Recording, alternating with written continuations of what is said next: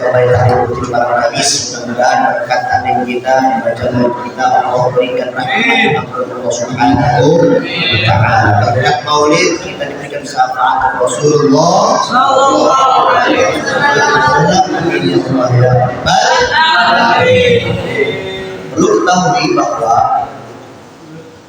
setiap orang sebelum taklim dibacakan maulid Nabi Muhammad SAW, walaupun dia bodoh otaknya, tapi insya Allah dia akan sampai Rasulullah SAW. Dia akan manfaat ilmunya walaupun yang dia dapat sedikit. Makanya maulid Nabi itu pembacaan maulid atau pembacaan risalah pekerjaan Rasulullah SAW semuanya berkat para ulama yang menuliskan kitab-kitab maulidnya Rasulullah SAW.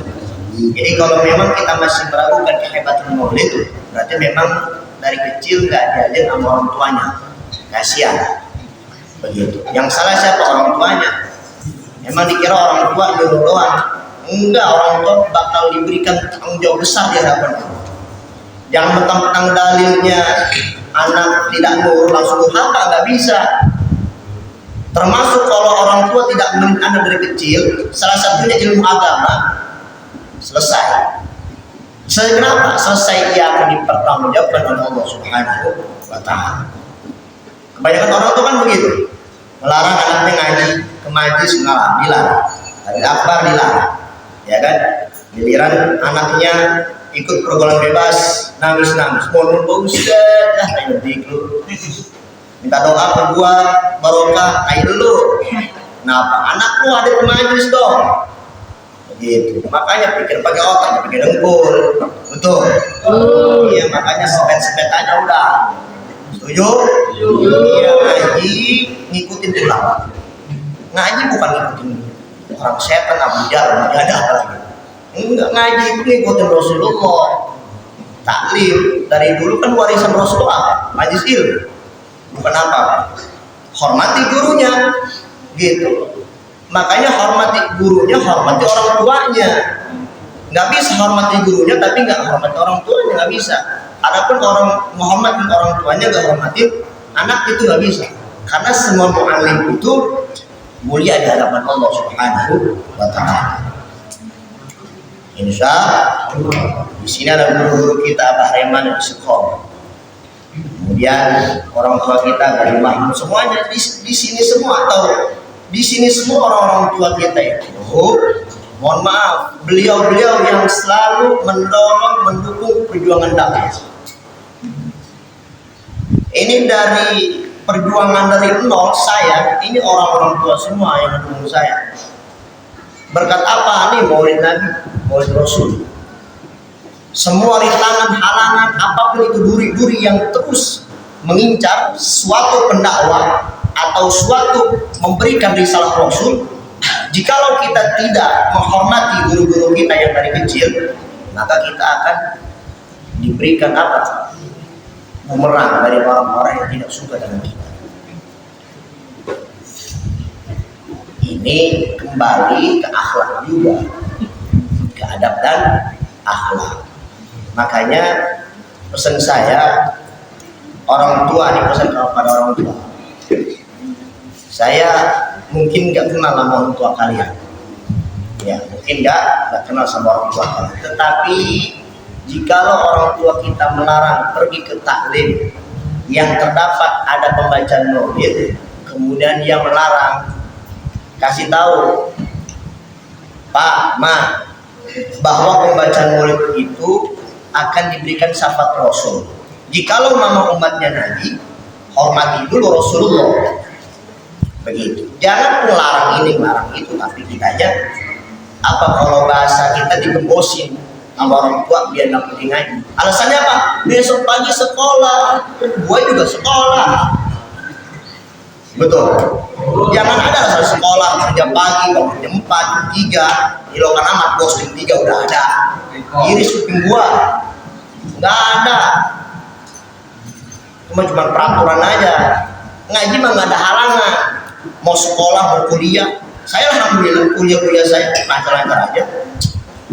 Kalau aja bos, karena apa? Maulid. Dosen aja umur parkir dosen. Tidak percaya maulid. Kata Habib menghormati Habib Umar bin Hafid adalah gulu. Gulu itu dalam bahasa Arab berlebihan. Otakku yang bodoh. Otakku yang bodoh. Kenapa? Lu aja nggak mau berulang-ulang. Benci sama habaib. Betul? Iya. Kudu tes DNA. Lebih lu tes DNA. Lu nyambut ke Nabi Adam apa Nabi Harun? Betul? Nah, makanya mengkaji itu pakai otak. Yang cuma gelar doang, LC, LSU, begitu kan? Ya makanya ini ngaji itu kudu begini, sebat gitu, dan bertele-tele, hanya paham selesai. Gitu. Tinggal mengamalin aja. Kemarin minggu lalu, 2 minggu lalu apa yang mengenai akhlak? Salaman masih di jidat di sini yang saya perhatikan. Di sini gitu kan. Kalau di salaman lupa kesini aja nih. Gitu. Salaman kayak gitu, begitu itu salaman. Mengenai apa lagi? Bagi perempuan boleh salaman bagi yang belum balik. Adapun kalau memang sudah balik tidak bersentuhan seperti itu. Apalagi mengenai jalan, kita juga harus menggunakan kaki kanan, pakai sandal kaki kanan, pakai sepatu kaki kanan, termasuk pakai baju. Kalau bajunya itu meja ataupun gamis yang ada kancingnya, pakai kanan dulu, jangan kiri. Orang tua kita juga tegur, kalau memang orang tua kita makin kiri dulu tegur, bukan kiri dulu mah, pakai kanan dulu, begitu. Nah, waktu sholat harus pakai peci. Kalau nggak pakai peci, satu helai rambut ke jidat itu nggak sah sholatnya. Makanya memang pendapat ulama berbeda pendapat. Ada mengatakan boleh kalau kita gondrong, boleh juga enggak. Tapi tergantung kitanya. Kalau pakai pecinya rapi, rambutnya nggak ke jidat, itu nggak masalah. Kalau memang kita memperhatikan kerapian kita. Apalagi pakai gamis, yang belum pernah pakai gamis biasa pakai gamis, sunnah Nabi. Yang belum pakai minyak wangi, apalagi minyak wangi yang harga 15.000, pakai minyak wangi. Jangan kita hadir pengajian nggak pakai minyak wangi, ketemu cewek pakai minyak goreng. Parah ya. Iya, ketemu cewek pakai minyak wangi, jalan ngajian. Kalau kau asem, gitu kan?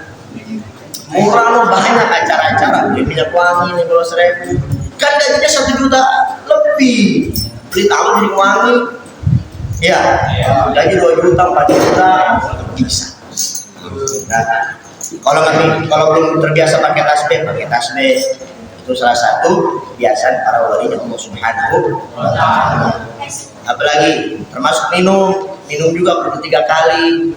Yang pernah saya praktekkan, kalau belum amalkan. Sebab akhlak itu kalau cuma teori doang, jadi nggak diamalin, susah. Diamalin begitu. Belum terbiasa pakai cincin, beli pakai cincin taruhnya di kelingking, taruh di jari tengah atau jari telunjuk atau jempol, taruh kelingking atau jari manis. Beli cincinnya yang harga gocap 10, 80, 100, 150, 200. Sunnah, niat menjalankan sunnah. Yang belum terbiasa pakai sarung yang benar, yang sarung diri melorot. Makanya kenapa pondok pesantren itu penting dalam memperhatikan pakai sarung doang. Itu sarung kayak pakai aneh begitu. Gitu. Yang melorot. Paham? Apalagi siwak. Ya. Siwak juga. Jadi 10.000, masih banyak itu kita sholat Jumat. Ya, siwak. Pakai celak atau celak itu yang saya pakai di hitam di sini. Nah, sifat mah ya sifat diri kita. Celak namanya. Itu sunnah Nabi itu ketika pakai celak sebelum tidur dan ketika beraktivitas. Makanya Nabi itu matanya itu nggak pernah rabun. Gitu. Emang pernah Nabi pakai kacamata? Agak, karena Nabi membiasakan pakai celak mata. Perempuan laki-laki boleh, itu sunnah. Beli di online tuh celak Avromo, celak dari Yaman, beli enak. Gitu. Kalau usah sakit, belajar. Gitu. Paham? Apalagi? Ya, sorban. Rida, sorban. Pakai sorban juga sunnah. Sorban juga kalau kita pakai sholat nggak boleh di kiri, di kanan kalau memang begini. Ada juga sorbannya begini ya kan. Yang penting ketika sujud kita nggak boleh pakai sorban nih, contoh pakai sorban. Ini pelajarannya buat kita. Nih pakai sorbannya begini, ya kan? Panjang. Terus pas sujud ini kita kena sorban tuh sujudnya, kalau kena sejadah nggak boleh juga. Nggak sah. Khawatir kita sujud kita nanti nggak dapat rukun-rukun sholat karena sujud itu harus menggunakan sejadah. Sunnah juga pakai sorban ketika sholat, begitu kan, pakai sorban ya ketika sholat. Gitu. Makanya ada kisah namanya Syekh Muhammad bin Alwi Al-Maliki Al-Hasani. Beliau salah satu ulama hadis juga di Bukhari. Suatu ketika mungkin ini nggak tahu udah pernah cerita ke gurunya. Ada muridnya ingin datang silaturahmi ke gurunya namanya Syekh Muhammad bin Alwi Al-Maliki. Suatu ketika ini murid nanya begini, ya Syekh saya masuk rahmi. Cuman Syekh Muhammad bin Alwi itu nanya dulu, kamu silaturahmi buat duduk doang atau mau menelaah hadis? Begitu. Kemudian kata muridnya, saya ingin menelaah hadis ya Syekh. Oh ya sudah, kalau menelaah hadis itu Syekh Muhammad bin Alwi langsung pakai semua pakaian ibadah sunnah. Jadi kalau Syekh Muhammad bin Alwi itu kalau nggak pakai kalau nggak bahas kitab hadis atau kitab apapun itu, beliau nggak mau pakai ke imamah ataupun gamis ataupun apapun, mau jubah nggak pakai. Tapi kalau memang ketika cuma silaturahmi doang itu pakai biasa aja, peci, gadang, sarung, koko dan sebagainya. Untuk apa? Untuk menghormati ilmu. Ilmu itu memang mahal, apalagi ilmu agama. Cuman zaman sekarang, apalagi masyarakat Indonesia itu sangat meremehkan banget orang yang berilmu agama. Tahu kenapa? Salah satunya para asatidz itu banyak diremehkan oleh masyarakat. Itu begitu. Kenapa begitu? Ya karena mereka nggak mau bergabung dengan kita atau dengan orang yang ingin mencari ilmu. Begitu. Makanya penting untuk kita tidak boleh meremehkan para guru siapa. Dan yang paling pernah saya sampaikan, yang paling miris sekali, nyari guru cuman yang terkenal doang.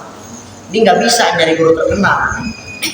Misalkan ente ngaji datang ke Ustaz Abu Somad, kan Ustaz Abu Somad kan setiap hari ngajarin ente, bisa setahun berapa kali dan sebagainya. Kita nggak boleh nyari guru terkenal doang. Oh banyak orang guru sukses kok berkat ustadz yang tidak terkenal, berkat guru yang tidak terkenal. Guru mah tuntunan bukan tontonan, mengamalkan kebaikan kepada murid-muridnya. Begitu. Makanya saya pernah ada jamaah bilang begini, Ustaz saya mah pengen hadir aja di majelis. Memang kenapa? Soalnya tuh dipuji terkenal. Ada bilang begini, ente kalau mau ngaji sama cuma terkenal doang, ente cari guru lain. Kenapa? Karena kalau memang jadi guru terkenal itu nggak bisa, berkahnya nggak ada. Yang ada apa? Imanuhum yazid wa yanqus. Imannya cuma naik turun doang itu. Karena apa? Karena terkenal. Ketika di panggung udah datang semua. Bila ngaji rutin kagak ada. Betul. Makanya seperti ini sebagaimana guru-guru kita saat sudah Habib Bahar itu nggak suka muridnya itu kalau ketika datang pengajian, datang ke pesantren, cuman melihat beliau doang karena beliau dikenal sama orang, nggak bisa. Beliau nggak suka. Apalagi beliau bisa melihat mata batin, hijabnya dibuka sama orang.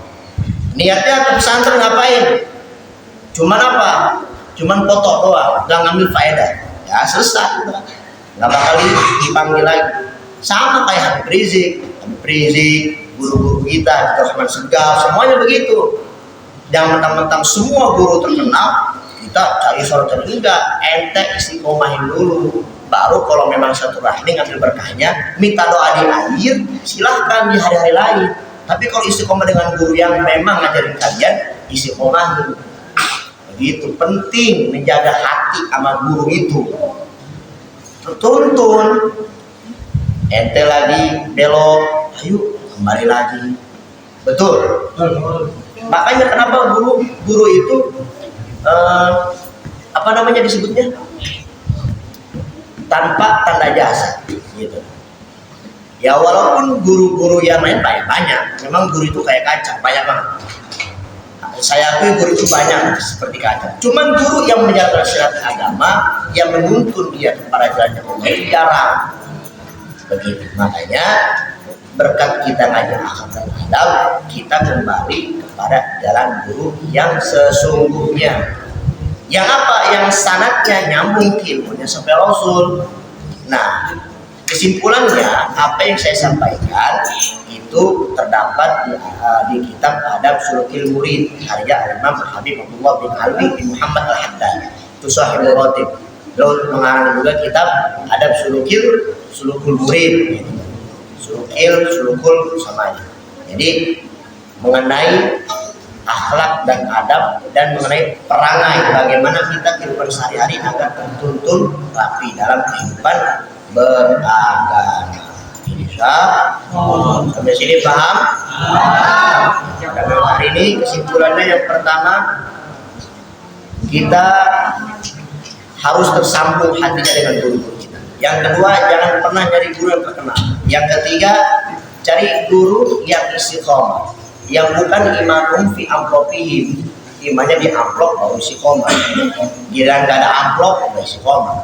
Yang keempat, yang mengajarkan maulid itu tersambung sampai kepada Rasulullah SAW. Yang terakhir yang kelima, adab guru ikuti, ajaran dari guru ikuti dan amalkan.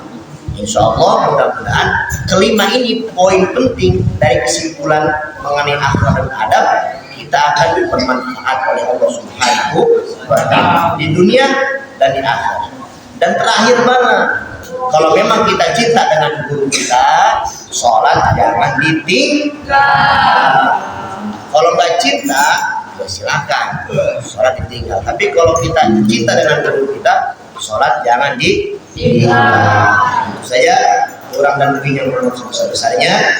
Ya, jangan lupa besok malam Jumat seperti biasa saling istiqomah di Pandulangan dan di Sumber Rasul, di markas Majelis Sumber Rasul. Semoga kita semua sekolah afiat, kemudian panjang dan barokah, dan sehingga kita dikumpulkan bersama orang-orang soleh di dunia. Mulai pada Isya jam 7:30 atau 7 cepat lebih baik, karena kita mengambil barokah dari Ratibul Haddad, Habib Abdul Haddad, dan Ratib Al-Qas, Habib Umar bin Abdurrahman, Al-Qas Ali bin Abdullah Al-Ras. Itu ya, kemudian berakhir lah, silakan.